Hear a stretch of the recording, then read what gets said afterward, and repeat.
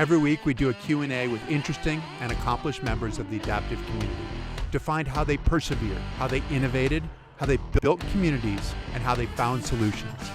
Welcome to the Nametags Chat Podcast. Well, welcome to Chris Whiteall's Nametags Chat Podcast. We were with Chris Peterson today, who is the president and co-owner of Carbonbike, wearing the emblem on there. That's good that you've sported in the colors. Also the co-founder of Top End Wheelchairs, one of the biggest innovators in the sport. Chris, thanks so much for joining us. Thank you. Yeah, it's nice to do it, actually. I appreciate it. This is really cool. The innovation part is something that's been important for you from the beginning, hasn't it? I mean, how did you get involved in the innovation? It sounds like the creativity brought you into the sport. Yeah, I think so. I mean, it was a long time ago. It's 86, right? But I was actually involved in like 83. I think I went to Hawaii, the Nationals in 83, long time ago. And then the chairs were so different. So it was it was all about making the next one better and different. And so it was like, let's try this. And everybody had ideas. And we kind of did, and that's just kind of started to be like, oh, try this, try that, or it was kind of just winging it in a way.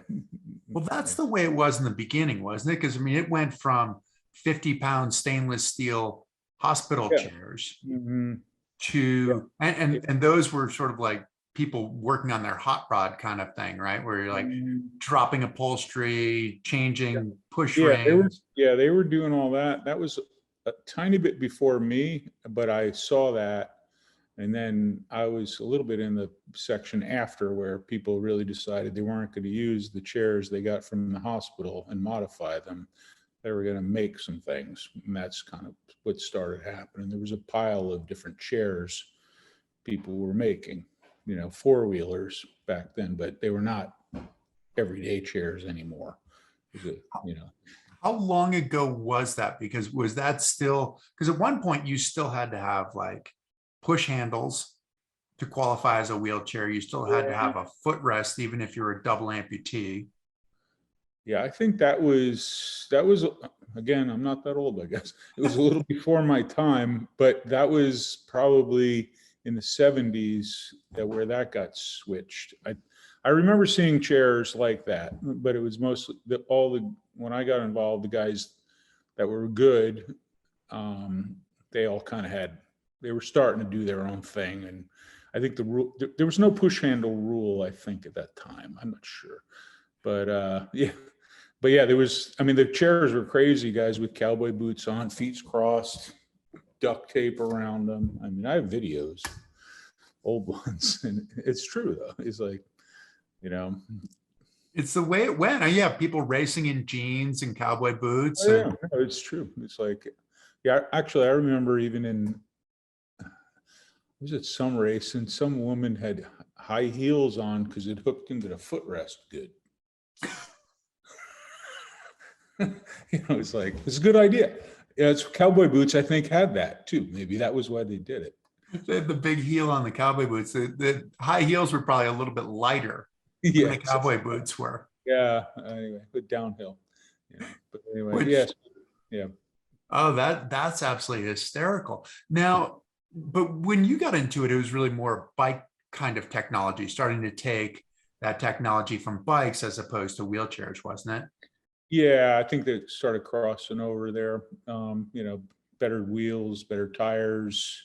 People were going to a welding shop, getting their chairs made differently and all that. So yeah, but the wheels made a big difference over the years. There used to be, well, I don't even know what they weighed, but wheelchair wheels with that spider on there with the push rims. I mean, they're huge, and then they switched to getting custom wheels built, like with Philwood hubs, stuff like that. I remember Marty Ball. I worked with Marty in New York before I moved to Florida, and he was going to a place, and we were selling wheels that were really light, and getting push rims that were not so good yet, but still they were way light, and skinny tires and all that. It was changing all kinds of things there. Yeah. You're an able-bodied guy though. How did you get involved in wheelchair racing? How did they kind of grab your heart? I mean, it seems like, I mean, you have to be passionate about this in order to have been in it for so long. I guess it's people I met, along the way. And it seemed fun. Because I was in the wheelchair. I was working for a home care place. Back they call them that. I don't know what they call them now, but they beds and everything. Oxygen. I was delivery guy, and power wheelchair, all that stuff. But then we started doing sports, and they hired Marty. And then I met other people, and that seemed more fun than the other stuff.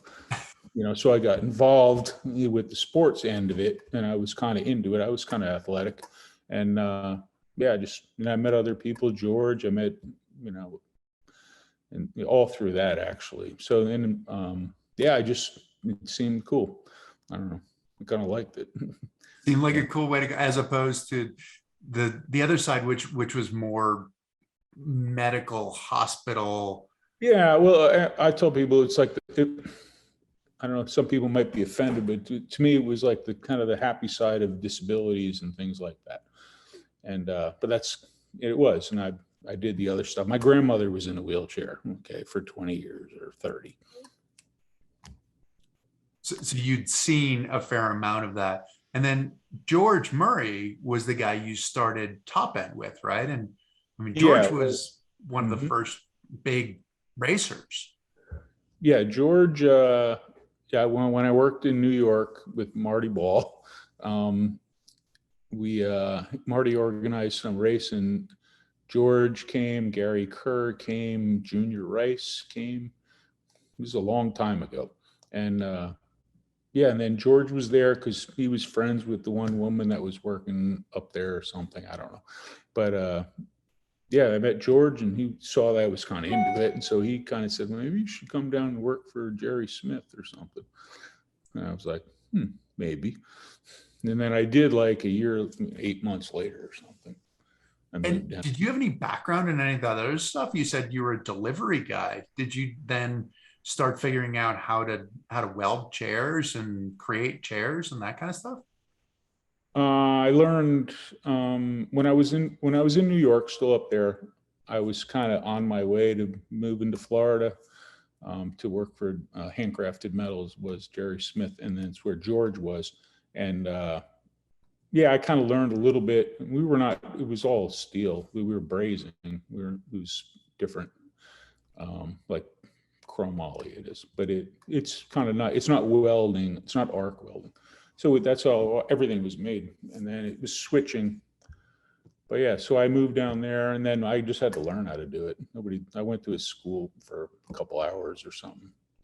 Turn the machine on. How do you do it? Yeah. Well, there's the practical side of how you do it. This is get it set up right. You got to learn how to get it working right, and then you can. Okay, now I need to do this. Right, because one, it's the design part of it, and two, when there's the practical part of it. The design part, I don't know, I just kind of like helping people. George, we spent hours and hours, him going around the track, messing with his position, doing this and that. Let's make a chair different. Well, George is an interesting case too, right? Because he's a really tall guy, long arms, but also a high level injury too, right? Yeah, he was quite high for his size. Yeah, for his size, it's like timber. The guys, it's true. Shorter guys that are at the same level, they don't have as much to deal with. Exactly, because he's what, like 6'6" or something like that. He's real big, real long arms. And it was quite high, so the balance was. And probably not the best chair skills in the world either from back then. Right. Good. He was not. Yeah, he was in an E&J folding chair for a long time when we were together. So it's. E&J folding chair for his everyday chair. Yes. Yeah. And That's, then he yeah. was going on racing. Yeah. Yeah. Anyway. So getting around in that E&J Yeah. folding chair, that probably was good, like cross training for him. You know, he had to work so hard just in his everyday life. I guess. I don't know. He worked out hard though too. He was, when he was on it, he did the whole thing. Yeah. Definitely. I mean, he was one of the top Yeah. guys. Yeah. Oh no, for sure. Yeah, he was good. And then, we started a business, and that's how it goes. You don't race good anymore. It's funny how that business side Yeah. gets in the way. Training, pay the bills, whatever. So, Exactly. So then yeah. you ended up running Top End for a long time and doing a Yeah, fair amount of we innovation. split up, and then we kind of split up, and then we Invicara bought Top End in '93, and then, but I still ran it for 20 years. Right, from 93 to 2013, right? So Right. Yeah. So, yep. So, well, yeah, it was a different business. It got bigger, that's for sure. But, well, that's one of the challenges, right, with innovation, because I mean, in this sort of market, right, where you have a relatively small number of people in terms of people in wheelchairs, then a smaller number of people who are racing wheelchairs or racing hand cycles. yeah.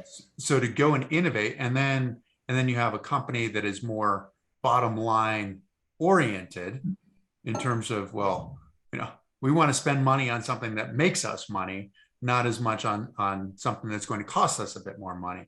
How were you able to juggle that idea of innovation and keep pushing the sport forward? Because you were on the forefront of that. I just was kind of, I don't know. I just kind of wanted to do it. I was like, just don't mess with us. We're not going to make a ton of money. We're not going to lose a lot of money.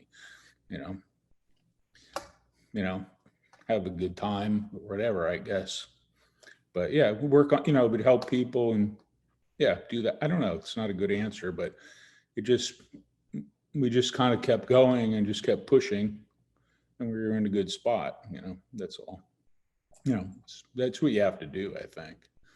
I think in this industry, I mean, I'm thankful that you did it, because you continued to push the sport, and going from four-wheeled wheelchairs to, I mean, now it's fairly space age, and we'll get into your present company as well, just talking about what you're able to do with carbon fiber. But the industry, the people need that, and it sounds like a lot of it was sort of trial and error. I remember when, like, Jan Mattern was on Top End, and he was one of the top racers, and supposedly his mother worked for like an airline or something like that. Yeah, he had a good deal going. Yeah, sounded like he was back and he was forth. So good. He was so good, by the way.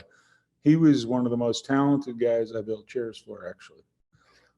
He was really good. He had the perfect body type and lean, and he was fast. But anyway. He was fast, yeah.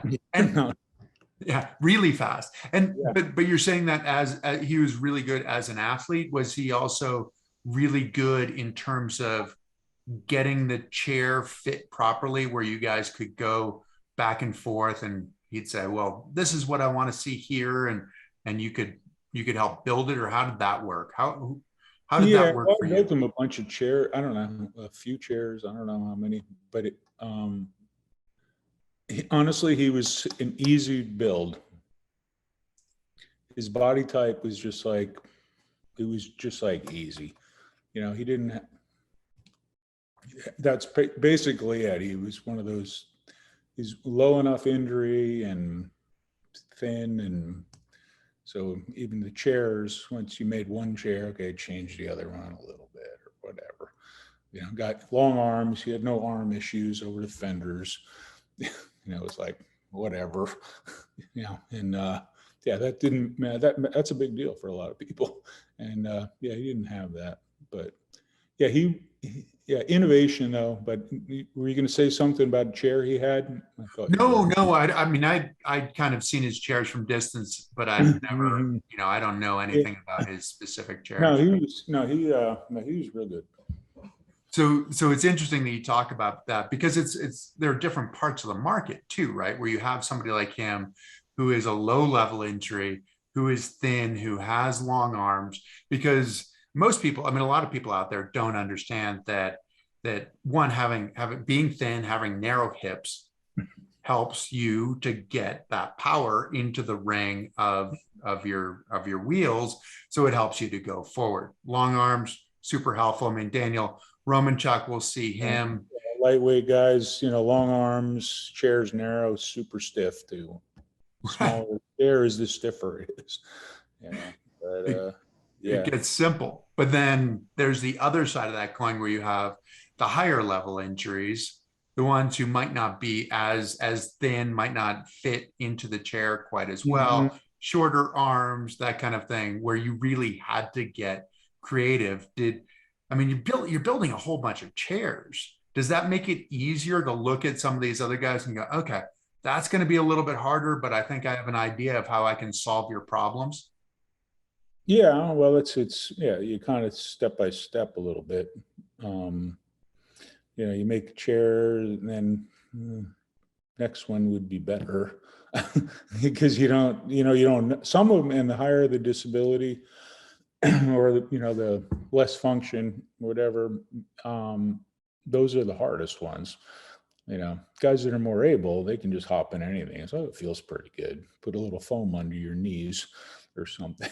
But if you're the quads and the real high level paras, it matters much more how they get, how they fit in their chair and that kind of thing. So you have to be kind of creative or say you can't do it or whatever. So there's kind of challenging though. But people, if they know what they're talking about, which is kind of cool, then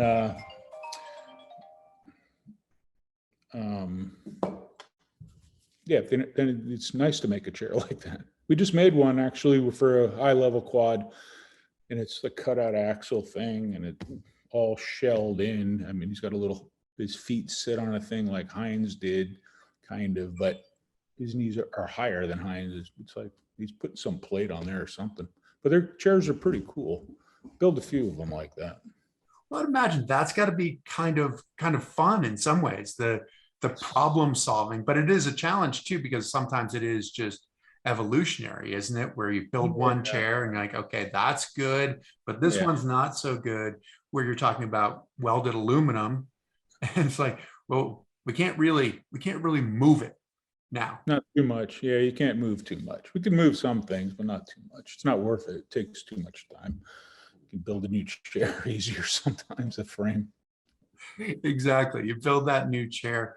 It's And a then so now you're doing everything out of carbon, right? Both well, no, racing. the hand cycles, the racing chairs, no. The racing chairs are still making aluminum chairs. Like we have the steering is all carbon parts because they're, the forks are forks a little bit, and we can do other stuff with the steering handles. But the frame is still aluminum. Where I've been messing with the uh, carbon mainframe for about a year, but with COVID and what was going on, everything slows down a little bit too. So we're still on that, but we'll see how it goes. But the aluminum chairs are good. It's like you can make them. It's like you don't have to wait, and you can customize a lot more with aluminum chairs than you can with some hybrid thing or whatever. That's the one thing. And it Kind of sounds like what you're doing now, really, I mean, what you were doing before was pretty custom, but it sounds like everything you're doing now is pretty custom. And certainly with racing chairs, it well, always the ends up. racing, the racing chairs, they're definitely pretty much make whatever what's reasonable. Pretty much. I mean, you got to pay for it, Right. but if we have a drawing, we do a drawing. You do go back and forth. Sometimes 5 times. Change this, change that. And then it's like, okay, make it. And it's like, okay, well, this is what you want, and we'll make it like that. As long as we can bend the things or whatever. Right. you To know, actually make it work. as And you long as still it's have, what's that? as long as it's possible. As long as it's possible, and you still have people who come and visit. I mean, I know I've done that at least a couple of times to come and Yeah, visit and try to get yeah, something. yeah. Well, yeah. We actually had a guy today measured for a chair, triathlete, which perfect customer, hand cycle and racing chair, by the way. But Gonna sorry. go into swimsuits too and cover the whole. Yeah, I don't have that yet, but yeah, get the other stuff.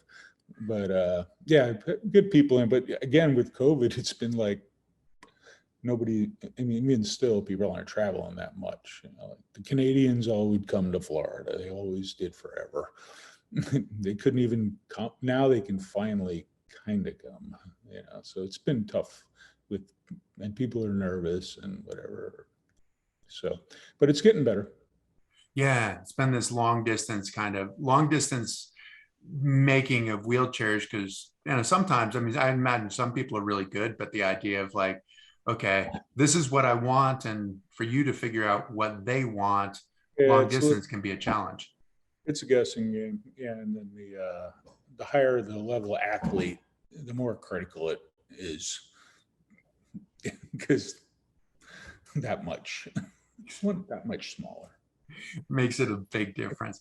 How did you end up working for the bikes? How did you end up working more with carbon? Like how did that evolution work?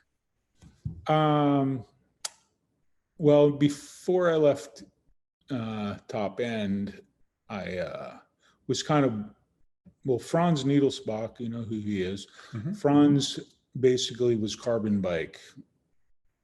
He had the deal or whatever through the suppliers, pretty much it. And but so anyway, it came to me. We made an arrangement, and so then I was doing that after 2015, but we were talking about it in like 2012, and so anyway, I got Carbonbike, and yeah, just went that way. And they're really great suppliers. I mean, they're unbelievable what they can do. You know, they're customizing. It's like in between business. You can do one-offs for $1 zillion, or you can do a lot of different things. And that's kind of what we do. We don't have one stuck bike. This is all you get. We don't have the one that you can't reach. We have one they're good. The bikes are super, actually. Yeah. World championships win 65% of the medals. Can't complain about that, you know, and that's pretty much the way it's been even in Rio. That was when I was in 2015, Rio 2016. Yeah, we were like 60% of the medals, you know. The bikes are good, you know, there's some other good bikes too, but we just have a good range and we've made a lot of different changes all the time. And so what does that mean? You said that it's not individualized. It's not sort of molding you. It's not taking an individual and molding a particular bike around you necessarily. It's still sort of, your 12-inch wide bike, your 13-inch wide, 14-inch, that Yeah, kind of thing. we do have a couple different sizes because you got to make molds for them. You know, and so we do that, but then the adjustability with the fork and other parts of the bike, and what we can also manipulate other things, you know, how wide they want the axle, they want it narrow, or they want to do this or that. And there are a few different sizes, but it's quite adjustable, but it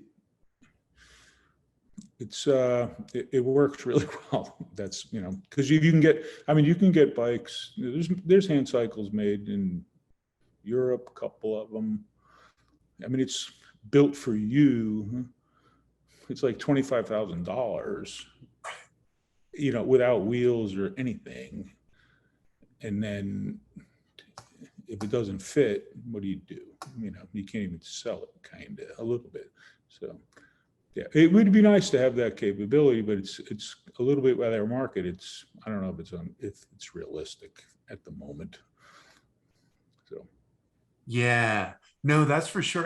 But that's one of the problems. I mean, is that a problem with with some of the hand cycles now? I mean, I mean, you're so successful in terms of the results, but then they are pretty expensive, right? I mean, $10,000 to $20,000. And I sort of look at it, and if I Mhm. put one of those in my car, it's more than doubled the value of my car.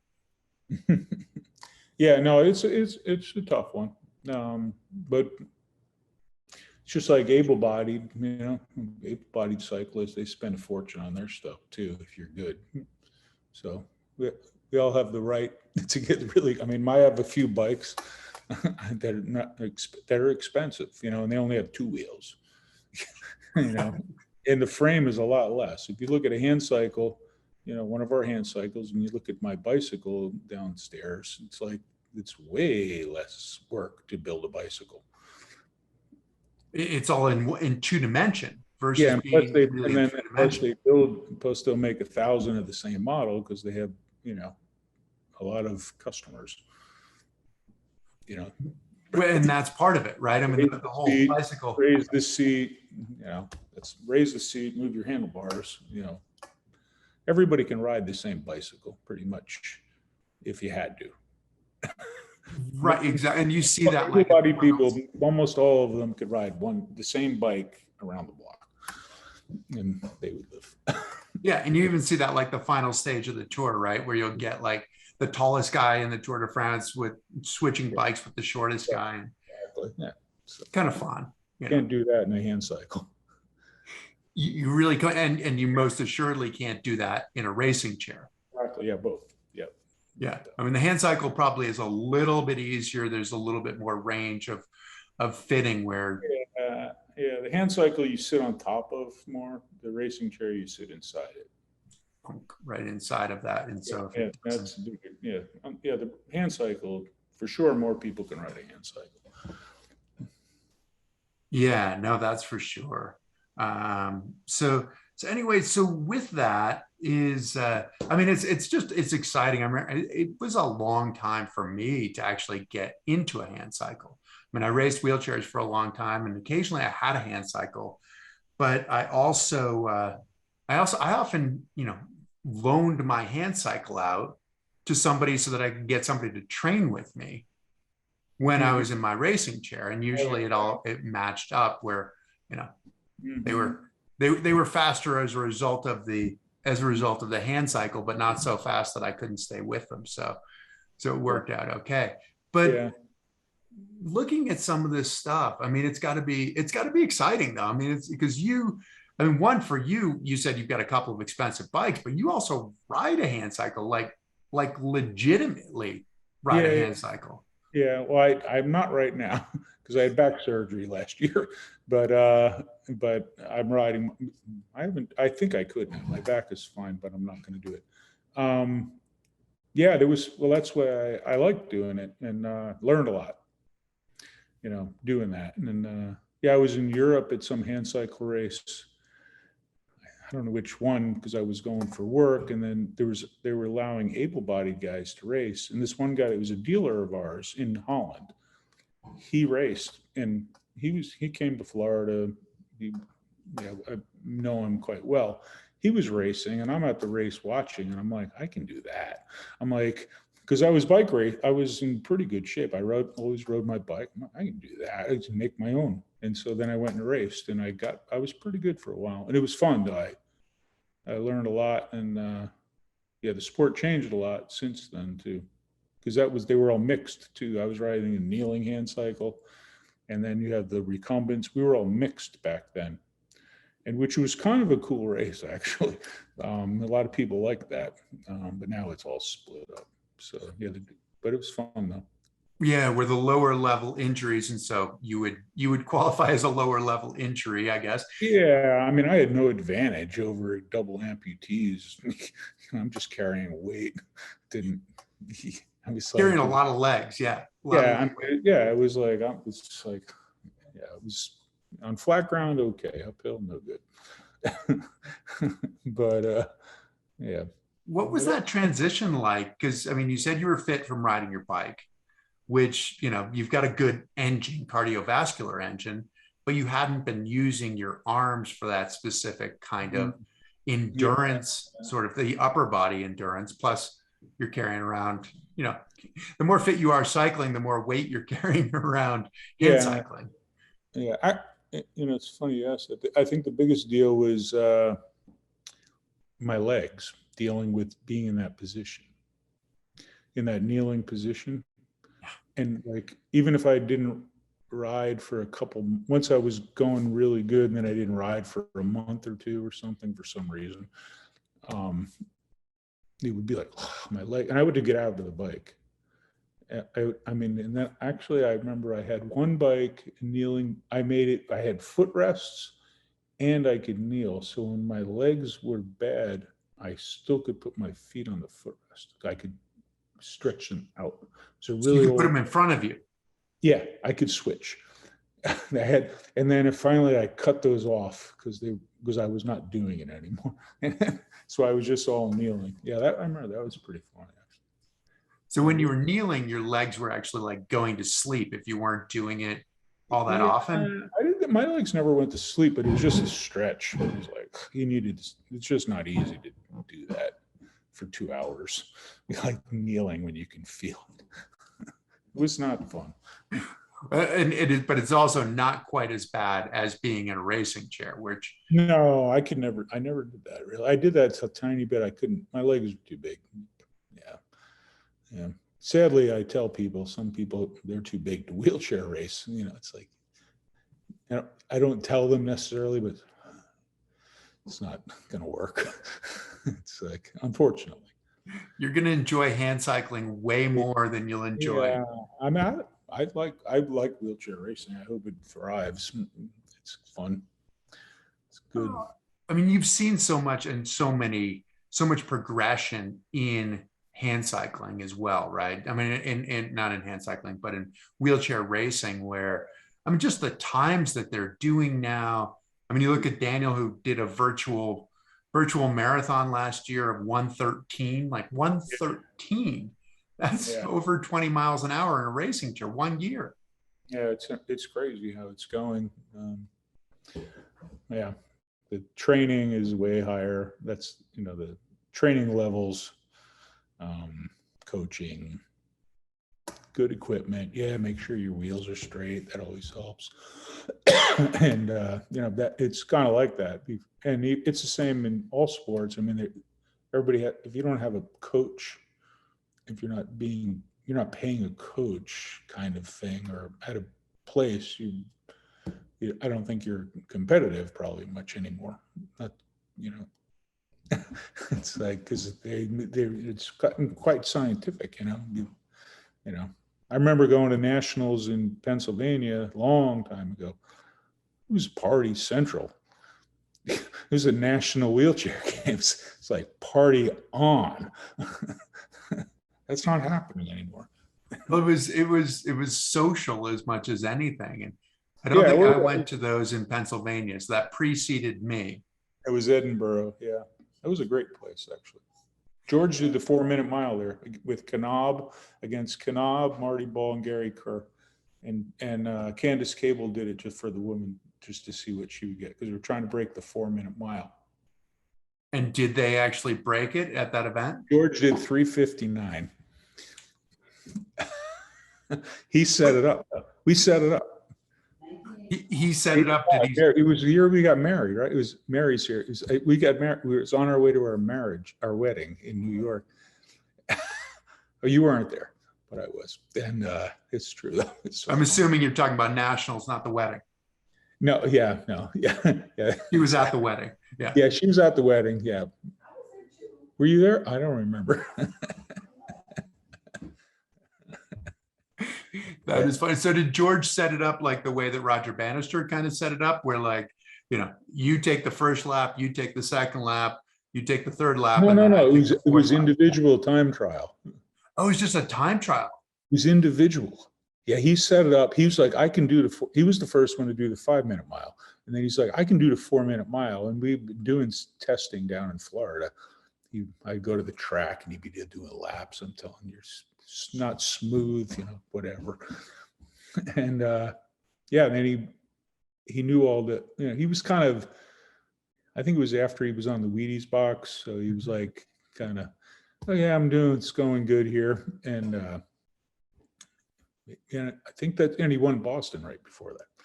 So yeah, so again, we do the 4-minute mile. Can we get the timers? Like, yeah, and we waited till like 8 o'clock at night. It was like dead calm. And this was on the track, 4-minute mile on the track. Yeah, it was 4-wheelers. Everybody's in 4-wheelers and with steering. And yeah, so I think only 4 of them thought they could do it.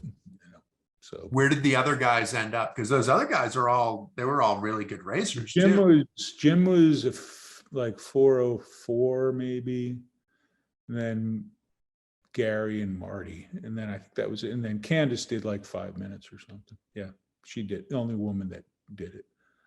It was just like a setup thing. But it was accurate. It was funny.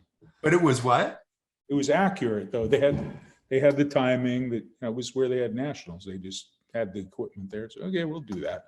So yeah, it was kind of fun. Well, those really are the big monumental steps in the sport, breaking the 5-minute mile, breaking the 4-minute mile. Yeah. Now they're doing, when's going to be, what are they, 12-second 100 meters or 13? How fast are those? And the 54s in the 100. Yeah. So fast in the chairs now. It's crazy. I don't know, 14 seconds or something. It's like, I think it's in the 13s. It is. Leo put it. Yeah.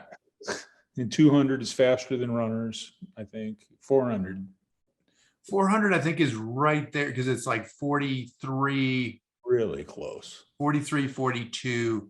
And it used to be, kind of figuring it out with the runners. It's like, okay, so where do you catch the runners? And it's like, oh, it's somewhere in between 400 and 800 meters. It's like, no, it's really right after you cross the finish line of the 400, because none of those guys who are running the 400 are going to continue at that speed afterwards. And there aren't any 800 meter guys who are going, 40, 43, 42 or whatever. Right. Yeah, that's crazy. But yeah, getting faster and faster, that's for sure. Did you expect to see that kind of stuff? Like, did you expect to see 13-second 100 meters, 130, like sub 130, what do you call it, 800 meters? Yeah, I never really thought about it actually too much, but I think the one thing is now it's the people that are winning the 100 and 200, that's all they do. It's like, it's kind of specialized, like able-bodied, where before people would go to nationals and win everything.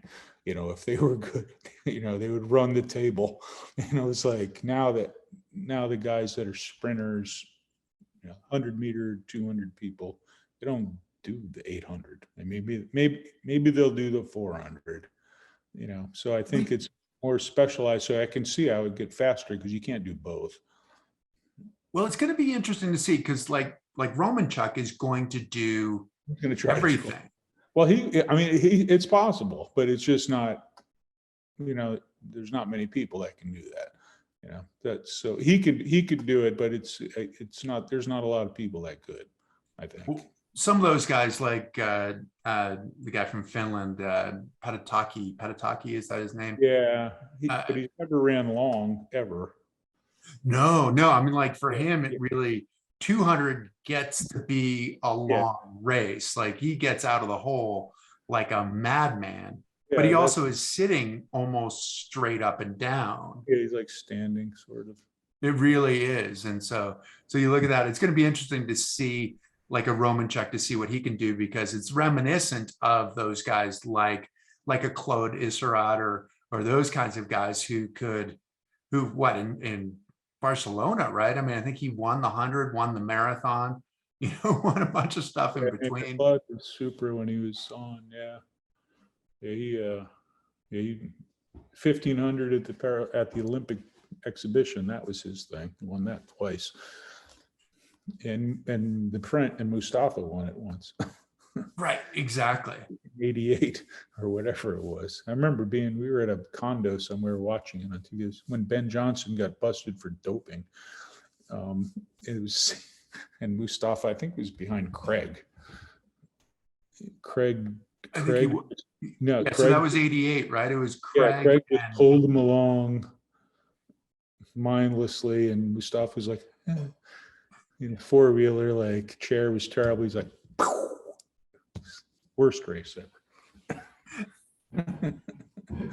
Some pretty amazing athletes, though, to watch that. Oh no, those two, they're awesome. Yeah, those guys, they're funny. To see what they do. Now, you built chairs for teams. I remember when I was starting and talking to some of the guys who preceded me. At some point, we're talking about how, one of the benefits of leaving the US was that you knew that you had better equipment than some of the other guys, that go, even the Europeans, where they had some heavier stuff and things like that, in sort of those 88 and 92 kinds of years. But then, some of you guys started building for full teams, outfitting teams. What was that like when that first started happening, when a team called you up and said, hey, we want X amount of wheelchairs? Yeah, it was a long time ago when we first built a pile of chairs for somebody, and that was in Japan when we went to Aida. That was before Invacare. That was like 92. 92. Mary said 92. She was there. No, we went there and I brought a chair. I think I went to Sempak that year too, earlier, and I brought a chair. I think I went with George, but he was sick. And then I went to Japan to Aida, but we had sold the chair to the best guy in Japan, allegedly. And so then we went. So then we went to the race, and I brought a chair, and everybody wanted a chair. And so we had a line outside. Did you ever you never did Oita? Never did Oita. It always conflicted with skiing. Yeah, went there a few times. We had a line out the door of the hotel. I don't know, I measured 40 people in 4 hours or something stupid. And they were, I'm not kidding, they were just in line. And Mary was there, and it was crazy. It was something, I don't know if it was 40, it was a lot. and I did and then China, I did some big jobs, at least 40 measured in a week, flying all over the place. They're all still in top end chairs there in China. Right, all the Chinese are, that's for sure. Yeah. What does that do to you, your production schedule, when you suddenly get 40? Because you didn't expect that, did you? No, well, we were selling a lot of racing chairs back then, though. Much more, I think, than are getting made now, for sure. And and they kind of knew it was going to take a while. They ordered early, and I think and then they even bought double chairs for the best guys, backup chairs for all of them. It was crazy. We had a huge order. Is this Japan or is this China that you're talking about? That was China. Japan in the beginning, that was a long time ago. No, before Beijing in 2008, we had a huge order from China. Yeah. Is it strange that they don't build their own chairs? Doesn't it kind of does that seem strange to you that China wouldn't say, okay, we'll figure out what the technology is and we'll build our own chairs? It is kind of strange, but I don't know, they're just not into it unless you can make 1 million of them. Because they made some I was there measuring for basketball chairs, and they had basketball chairs that were made in China, and they looked like a basketball chair. Most of them look kind of similar now in a way, but they were made out of mush aluminum. They were soft aluminum. It wasn't really good. Yeah, and they were making it, but they never really. It was more I don't know. It seemed like more of a copy mentality. They didn't know what they were making a little bit. Works for a few people, but that's kind of interesting that you would think that on the high, because they put like before Beijing, they put in a ton of money to Paralympic sport. I mean, just creating all those Oh, no, they training did. centers. No, they did for sure. Yeah. I But mean, they, and also just with like, I mean, they had no, I mean, they had no athletes. Like my last games was 2004 in Athens, and I think they had like 40 or 60 athletes, and all of a sudden then they come back with like yeah, no, 200, 300. they definitely put the money into it. That's for sure. Yeah, I went to several training centers in China, and I mean, they were in some were with the able-bodied. And they had so many people though. They had chairs a bunch of chairs I made that were older, and they would have like, I don't know, 30 guys there, maybe and a lot of them similar disabilities, but they would swap chairs. The one guys would train for like an hour, the other guys would just hop in the chairs. So that's what you got. And then the best guys got the best chairs. And if you weren't good, you're out of here. I'm not It's a kidding. pretty It was like, heartless yeah, situation. yeah, well, it was. It was like if you were good, you were there. You know, you won a medal, you won a gold medal, you were set. Set for life, which is because Yeah. I can't imagine sharing a racing chair with anyone. Well, I mean, I just couldn't imagine. you never had to. I didn't have to. I can't imagine. I mean, I guess you do Well, what if you you have to had do, to, maybe you would have. which might be the reason that they have a lot of similar injuries as well, where they have sort of, a fair number of single leg amputees. Yeah, And that's true. I guess if it's similar, then it's like, okay, well, this works. And so maybe the number of chairs is going to determine the kind of disabilities that they can serve. Yeah, yeah, they definitely are pretty good at that one. Yeah. Where do you see where do you see this stuff going? Do you ever are you kind of a prognosticator, or are you thinking, okay, where are we going? Because it's probably, with racing chairs, a racing chair is going to continue to grow, or is there such a big gulf between the people who are really fast and the people who are not quite that fast? And but what about like hand cycling? I mean, hand cycling is a little bit easier to get into and get relatively good at, and to be Mm, relatively comfortable doing it recreationally. Where do you sort of see the industry going? That's a tough one. I mean, it seems like there's a pretty good growth spurt with the kids. The nationals I saw look pretty good. We've sold, I don't sell a ton of chairs right now, but we're selling some to kids. We have some groups, and the kids are good, and they're into it, which I think is because it's involved in school programs too. But So this is track, racing wheelchairs that you're talking about. yeah. Where the hand cycle seems like it's more of an old person sport still. There hasn't been. It's starting to happen, but there hasn't been any really great guys under 30 at all. Except it depends. There's a couple exceptions, but not many. But typically, it's the older guy. It's an older person sport right now. But the one thing with the racing chairs are connected to marathons, and that's where the money's at. Where hand cycles are connected to UCI, and there's no money. I mean, I go to the World Championships every time or wherever, and they have no prize money at all, not even $100. And it's like you have to either be on a national team, or you have to pay your own way, or if your team doesn't have funding, because a lot of them don't. The big teams have money, but they get no money. There's not. I don't get that. I was like, why can't you just give these? Yeah, they get a fake medal. Give them some money. Give them $100. It's like for dinner after. It's crazy. But that's the thing with the hand cycles. It has that.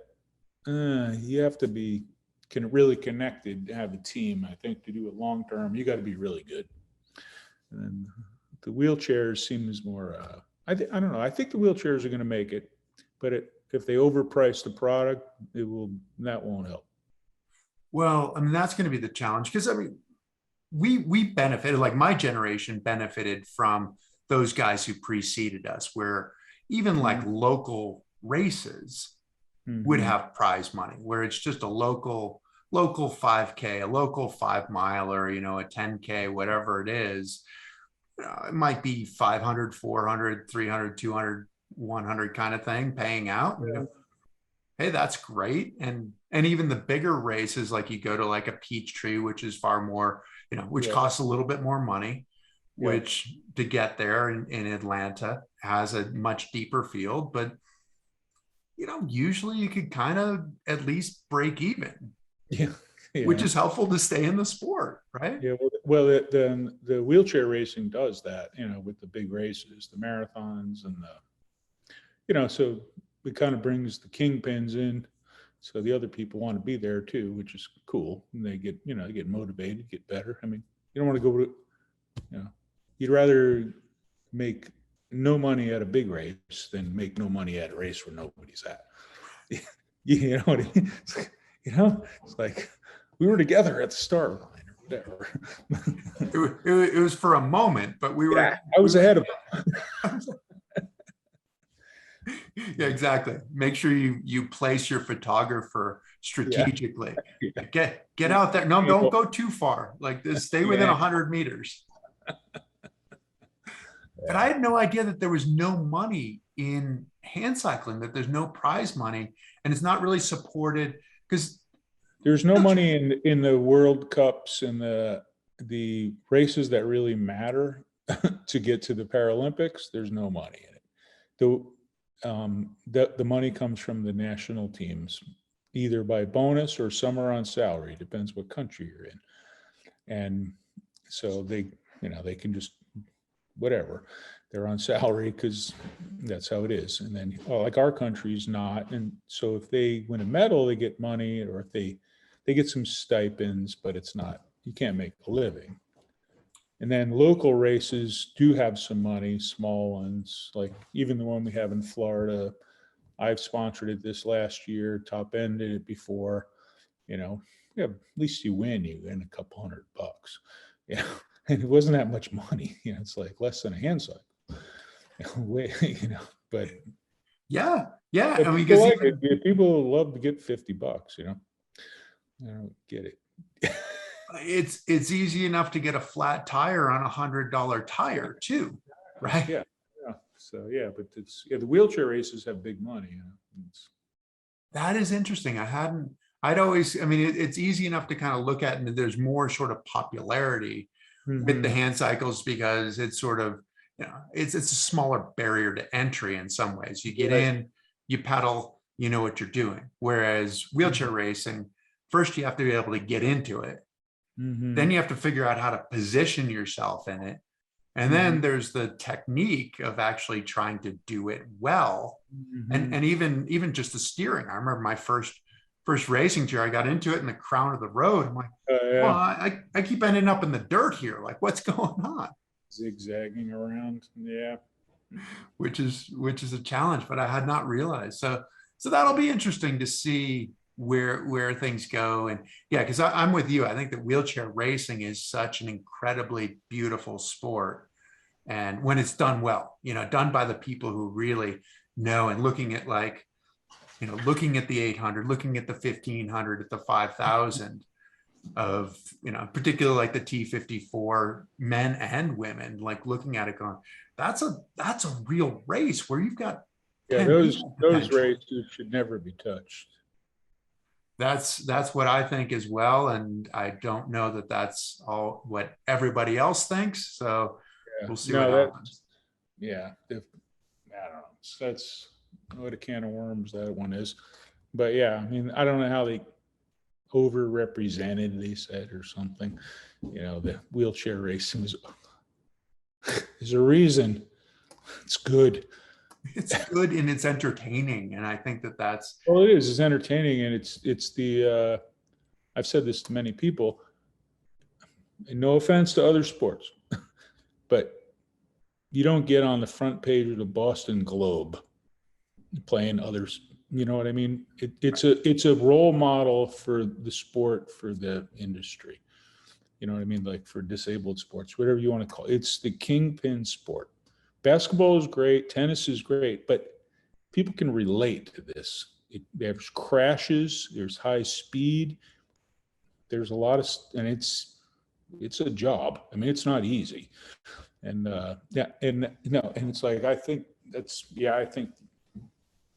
foolish if they take some of those sports away. No, it makes no sense. I don't think so. And you talk about getting on the cover of the Boston Globe. I mean, it really it is a big deal, and it's integrated, but I think people understand just how difficult it is to run a marathon. Yeah, well, that's so they can relate to it a bit. It's like, man, the arms, well, you get to coast downhill, but still. Still, you got to climb those hills. First part of Boston isn't so bad. I have boxes of newspapers that I would always grab newspapers from different places, and it's like there's so many wheelchair events that are on the front page of newspapers from around the world. Any event, but I go to a hand cycle race, it's not on there. Basketball, it's not on there. It's like the wheelchair racing kind of has trumped it. That's an interesting perspective that I hadn't really considered. And cycling, but it's not as integrated in some ways, it seems like, with the with the able-bodied cycling. Is that true? Well, it's definitely it's totally not not integrated. Wheelchair racing, you're with the runners, 25,000 runners, 40,000 runners. Go to a bike race. We piggyback on the bike race in Florida here. It's like 400 bikes, able-bodied, and 30 hand cycles. It's not, and that's why there's no little money. They're not integrated at all. And then in UCI, I think in 24 or 23, they're going to have the paracycling is going to be with the able-bodied world championships in 2 years. I think that was the plan in Nottingham or in the UK. Well, it actually will be integrated, but again, no prize money, just the medal. And you have to pay a lot of money to attend. There is that. And honestly, that's when I first started, that was kind of the way that it was as well, where it was like, all right, so you've made the world championship team. It's going to cost you a couple $1,000s to go represent. Yeah. We'll give you a jersey, but it's going to cost you some money to make this happen. Exactly. That is interesting. Well, I mean, it'll be, but like a marathon is a little bit different, just in that it is that same course. I mean, it gets to be a separate race, right? I mean, it's like the wheelchairs go off first, and there are very few people who come in contact with any of the runners in a marathon. So it is effectively like a separate race. But at the same time, it sort of feels like the same race, where I don't know if cycling feels like the same race. Well, the marathons, you get the whole hoopla, whether it's the convention center and the press conference, the big races. I mean, you're like in the thick of it. Maybe not in the race, but the day before, in those big ones, there's a lot. I think that's part of it. Yeah, hand cycling. Yeah, I mean, the paracycling is on the UCI level, and it's pretty much separate. I've been to piles of hand cycle races, and most of them are kind of their own separate thing with paracycling. But a lot of them in Europe, they're very embraced. I mean, for sure, it's big in a lot of places, but not too many of them, because the marathons kick out the hand cycles pretty much. That's yeah. Which I am okay with that. It's I am too. I mean, a hand cycle is for a guy that can't ride a bike. A racing wheelchair is for a guy that can't run anymore. That's it. It's pretty simple. Separate. And it's like, that's it, it should be sort of a commensurate kind of like, if you're running a marathon, it's difficult to run a marathon. If you're in a wheelchair, in a racing wheelchair, it's difficult to do a marathon. Whereas, I mean, like if I get into a hand cycle, I haven't hand cycled all winter, get into it. Can I go do 26.2 miles? Yep. I can do it. Not a big deal. Not a huge deal, and that's. It's way easier. I mean, I haven't ridden a hand cycle all year. Well, since my back, I can get in one and ride 15 miles an hour all day long without doing anything. It's like, it's not that hard. Which in a racing wheelchair to do 15 miles an hour all day long, that's a different story. Solid. You're a contender.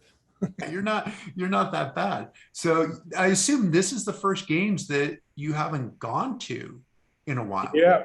Yes, since 92. Yeah, I went to everyone since 92. Wow. Yeah. What's that like not going, and will you watch it on television? Yeah, I'll watch it for sure. So I have to look at the schedule a bit, see what I want to watch, like everybody. But no, I want to watch it. And yeah, it's okay. I mean, but the COVID thing, I mean, honestly, it doesn't sound so fun. I mean, so I'm not like missing, like, it's not like I mean, I went to Portugal a month or 6 weeks ago to the World Championships, and it was really difficult. I actually had credentials through the U.S. team, hand cycling, but it was really difficult. And I could have probably weaseled my way in with UCI or U.S. team, but it was like, I don't know, just wasn't. But I think it'll be good on TV. And, I think it will. What are you looking forward to? Are there any particular races you're looking forward to? I sure want to watch the track, the wheelchair racing on the track, and then the hand cycle races. I mean, they got a time trial and a road race and a relay. The relay is really a cool race, actually. It's become a big one. I don't know if you know how that works. And that's integrated, right? Where it's like, where you've got categories. You have to have a certain amount of points, so you have the H5s, H4s, 3, 2, 1. So pretty much it's a mix of H5s, H4s, and H2s. But although you can use women depending on the teams, and there's some really good higher level women, that it's kind of a game. Like in South Africa, the Germans won a medal with Andrea, the woman, which was kind of cool. That was the only time, but it's a pretty cool race, actually, because they got to do like 3 laps each. 3 people on the team, they have to do 3 laps each. So you have a handoff area. They don't hand off, they go through a zone, and then the other one goes, and it's quite tactical. And the setup, who goes first, who goes last, because big range and speed. The fastest guys, and then the slow, because you have to have a mix. So it's right. It's been the USA and Italy, but now Italy, unfortunately, Zanardi is not well, and so they might have a chance at a medal, maybe. And then, but yeah, so US doesn't have Oz Sanchez, and he was real good in that. So it'd be interesting to see. Yeah, but that's a good one. Spanish are real good. US and Spanish, I think, will be 1-2. But that's a good one. Yeah, the races, and they're long. Like the men's race is 50 miles. The road races. Yeah, the H4s and H5s, they race separate, but okay, it's pretty long on a hilly course. I think that's the longest ever. They've been racing around 40 lately at the World Championships. And this one's 50. What do you expect? How do you like? What kind of time would you say they would run on a 50-mile course? And you said it's a hilly course too. The recliners, H4s, the guys that are on the lay down bike like you would ride, Right. they'll average 24 miles an hour, probably. Maybe more. Yeah, well, the TT, they'll average, unless the course is way harder than it looks, but it's an up and downer. Yeah, the TT, they'll average 26, 27 alone for whatever, 18 miles, I guess. Yeah, and the Muellers are a bit slower and they're more tactical. The other ones, the reclining bike is more like a time trial. They just go all out, and you can't accelerate. Where the Kneelers are more like a bike, and so they do attacks. They go from 15 to 35. Crazy. And then there's the Dutch team has two guys that are both really good. So there'll be some team tactics with them, and see who else makes friends. It'll make it interesting to watch. That's for Yeah, sure. that's the best hand cycle race to watch. It's really a good one. Yeah. Is that road race? Yeah. It's explosive. Yeah, like able body, like Ernst, 1200 watts. We do have a power meter, but it's big power, arm power, and they can just, it's like explosive. Well, that's pretty decent power for somebody who's using their legs. Yeah, well, now they go like, in the sprint, if it's good, 35, 40 in the sprint, depending on the conditions. It's not unreal. Well, Yetzi Platt has the hour record on the track in the recliner, and he averaged for an hour 27 and a half or 27.9 miles an hour for an hour. Wow. Yeah. So think about that. That's moving. That's on a track too. So yeah, the corner, you got to deal with the corner, on a velodrome. Right. So it's a banked corner, but Hines did 25 a couple years ago. Heinz Fry. Which he's also 60 something, right? So yeah, he's racing. He's going. He is he has a chance, actually. In the time trial, he'll finish in the top 7, I would say. He has a chance for a medal. He's good. He's one of those guys, his name seems to come up more in these conversations, Heinz Fry, than anybody else. I mean, just has the greatest respect from everybody who ever raced the wheelchair or now a hand cycle as well. And he just goes, which is awesome. So yeah, well, he's in great shape. He never got injured. Always took care of himself. That's a big deal. That's a big one. Yeah. Yeah. And the never getting out of shape is a big one that. Yeah. They probably go together, getting injured getting out of shape or getting a sore or something stupid. Yeah. Or even like you talked about, George, where it's like you're racing and then you have to run a business or, an actual job, which sometimes affects your ability to be in shape. Yep. Yeah. Well, awesome. It's interesting. One thing about Heinz, so we're over time. We're talking about the hand cycles and the wheelchairs. I find it fascinating a little bit that the really good wheelchair racers, really good ones, they go to hand cycling, they're instantly dominant. And it's true. Franz, Heinz, Ernst, there's others. It's like, it's harder. The wheelchair racing is harder than hand cycling. You can't shift the gear. It's like, you got to go. Right. And those guys who are that successful in wheelchair racing then can go in. And part of it you're talking about as well is at the end of their career, as opposed in the middle of their career. Yeah, well, they're smart, they're in good shape. It's smart is they know how to train. And anyway. Yeah. Well, cool. Well, All Chris, right. thanks a ton for joining us. Thanks for all you've done for the industry. Really appreciate it. Thanks to all of you for tuning in out there. As usual, the greatest gift you can give us is to tell your friends to tune in to check it out. Please follow us on YouTube, Spotify, Apple, all those places, and we will look forward to seeing you next time. Thanks a ton. Take care.